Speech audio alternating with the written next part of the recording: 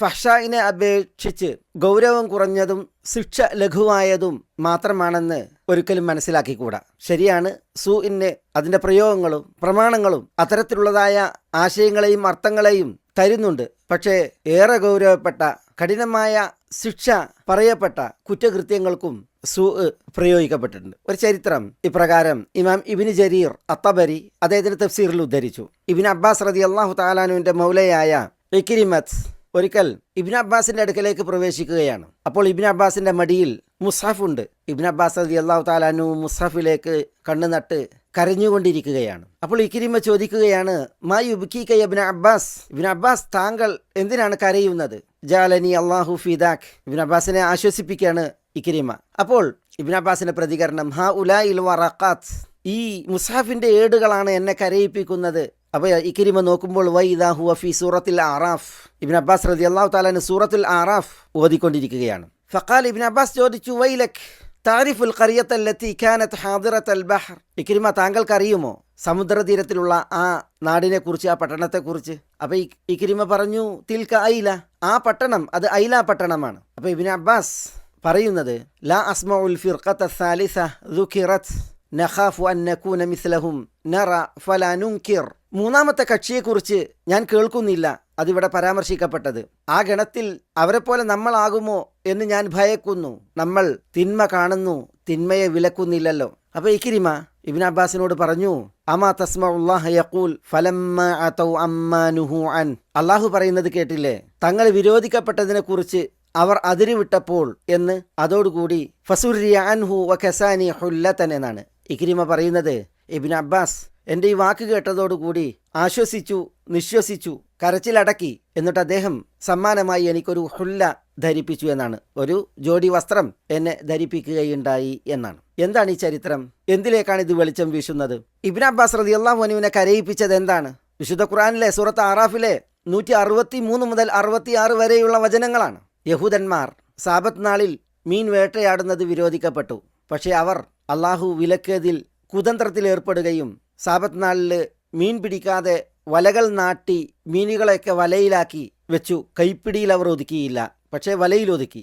അങ്ങനെ ഞായറാഴ്ച ദിവസം അവർ തങ്ങൾ വലയിൽ ഒതുക്കിയ മത്സ്യങ്ങളെ ശേഖരിച്ചു, കൈപ്പിടിയിൽ ഒതുക്കി എന്നുള്ളതാണ്. ജൂതന്മാരുടെ ഈ കുതന്ത്രം അള്ളാഹു സുബ്ഹാനഹു വ തആല വിലക്കിയതിനോട്, അതാണിവിടെ ഈ ആയത്തുകൾ അറിയിക്കുന്ന ചരിത്രം. വസ്അൽഹും അനിൽ ഖറിയത്തി അല്ലതി കാനത് ഹാദിറത്തുൽ ബഹർ ഇദ് യഅദൂന ഫിസ്സബ്തി തഅതീഹിം ഹീതാനുഹും യൗമ സബ്തിഹിം ശുർആ എന്ന് തുടങ്ങി അള്ളാഹു സുബ്ഹാനഹു വ തആല ഈ വിഷയമാണ് പറയുന്നത്. ഇവിടെ സമുദ്രതീരത്തുള്ള ആ നാടിനെ കുറിച്ചാണ് ഇബ്നു അബ്ബാസ് ഇക്രിമയോട് ചോദിച്ചത്. അതാണ് ഇക്രിമ പറഞ്ഞത്, അത് ഐല പട്ടണമാണ്, അല്ലെങ്കിൽ ഐല എന്ന് പറയുന്ന നാടാണ് എന്ന്. അള്ളാഹു സുബ്ഹാനഹു വ തആല അവിടെ ശിക്ഷക്കിരയായ രണ്ടു കൂട്ടരെ കുറിച്ചും രക്ഷയ്ക്ക് വിധേയരായ ഒരു കൂട്ടരെ കുറിച്ചുമാണ് ആയത്തിൽ ഉണർത്തിയിട്ടുള്ളത്.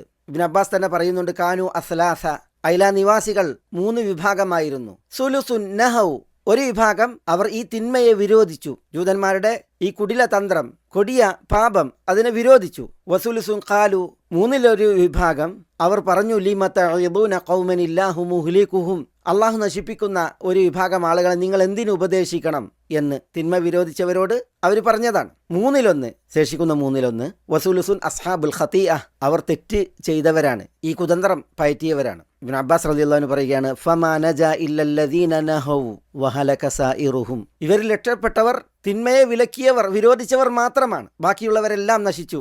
ഇബ്നു അബ്ബാസ് റളിയല്ലാഹു തആല എന്നെ കരയിപ്പിച്ചത് ഈ വിഷയമാണ്. അല്ലാഹു സുബ്ഹാനഹു വ തആല പറയാണ്, ഫലമ്മാ നസൂ മാ ദുക്കിറൂ ബിഹി അൻജൈനല്ലദീന യൻഹൗന അനിസ്സൂ, തങ്ങൾ ഉത്ബോധിപ്പിക്കപ്പെട്ടത്, ഓർമ്മിപ്പിക്കപ്പെട്ടത് വിസ്മരിച്ചപ്പോൾ, ആളുകൾ വിസ്മരിച്ചപ്പോൾ, അൻജൈനല്ലദീന യൻഹൗന അനിസ്സൂ, സൂഇനെ വിരോധിച്ചവർ, തിന്മയെ വിലക്കിയവർ, അവരെ നാം രക്ഷപ്പെടുത്തി. വഅഖദ്നല്ലദീന ളലമൂ ബിഅദാബിൻ ബഈസിൻ ബിമാ കാനൂ യഫ്സുഖൂൻ, അക്രമികളെ അവർ അധർമ്മം ചെയ്തതിനാൽ കൊടിയ ശിക്ഷ കൊണ്ട് നാം പിടികൂടുകയും ചെയ്തു എന്നാണ് അല്ലാഹു സുബ്ഹാനഹു വ തആല പറയുന്നത്. അപ്പോൾ ഇവിടെ 3 കൂട്ടരിൽ 1 കൂട്ടർ മാത്രമാണ് രക്ഷപ്പെട്ടവർ, അത് തിന്മയെ വിലക്കിയവർ, തടഞ്ഞവർ. എന്നാൽ 2 കൂട്ടർ ശിക്ഷയ്ക്ക് വിധേയരായി. തെറ്റ് ചെയ്തവരും തിന്മയെ വിലക്കിയപ്പോൾ എന്തിനാണ് നിങ്ങൾ വിലക്കുന്നത് എന്ന് ചോദിച്ചവരും, അഥവാ തിന്മക്ക് മൗനാനുവാദികളായവരും ശിക്ഷിക്കപ്പെട്ടു എന്നുള്ളതാണ്. ഇബ്നു അബ്ബാസ് റളിയല്ലാഹു തആല അൻഹു കരയാൻ കാരണം, ചില തിന്മകൾ കാണുന്നു, തങ്ങൾ അത് വിലക്കുന്നില്ല, അതിനാൽ ഇവിടെ ഈ ആയത്തിൽ ശിക്ഷിക്കപ്പെട്ട ഒരു വിഭാഗം തിന്മ കണ്ട് മൗനാനുവാദം നൽകിയവരാണ്, അതിനു മുമ്പിൽ മൗനികളായവരാണ്. അവരെ പോലെ തങ്ങളും ശിക്ഷാർഹരാകുമോ എന്നുള്ള വിഷയം ആലോചിച്ചാണ് ഇബ്നു അബ്ബാസ് റളിയല്ലാഹു തആല അൻഹു കരയുന്നത്. അവിടെയാണ് ഇക്രിമ ആശ്വസിപ്പിക്കുന്നത്. ആറാഫിന്റെ 166 വചനത്തിൽ ഫലമ്മ അതൗ അമ്മാ നുഹു അൻഹു ഖുൽനാ ലഹും കൂനൂ ഖിറദതൻ ഖാസിഈൻ, തങ്ങൾ വിരോധിക്കപ്പെട്ടതിന്റെ വിഷയത്തിൽ അവർ അതിക്രമികളായപ്പോൾ, അതിര് വിട്ടപ്പോൾ നാം അവരോട് പറഞ്ഞു, നിങ്ങൾ നിന്ദ്യരായ കുരങ്ങുകളാവുക എന്ന്. അപ്പോൾ വിരോധിക്കപ്പെട്ടതിൽ ലമ്മ അതൗ, അതിരുവിടുകയും ഔദത്യം നടിക്കുകയും ചെയ്തവർ എന്ന് അള്ളാഹു സുബ്ഹാനഹു വതആല പറഞ്ഞില്ലേ, ആ സ്വഭാവം നമുക്കില്ലല്ലോ എന്ന് ഇക്രിമ ഇബ്നു അബ്ബാസ് റളിയല്ലാഹു തആല അൻഹുവോട് പറഞ്ഞ്, അപ്പോഴാണ് ഇബ്നു അബ്ബാസ് റളിയല്ലാഹു തആല അൻഹു ആശ്വസിച്ചത്, നിശ്വസിച്ചത്, കരച്ചിലടക്കിയത്.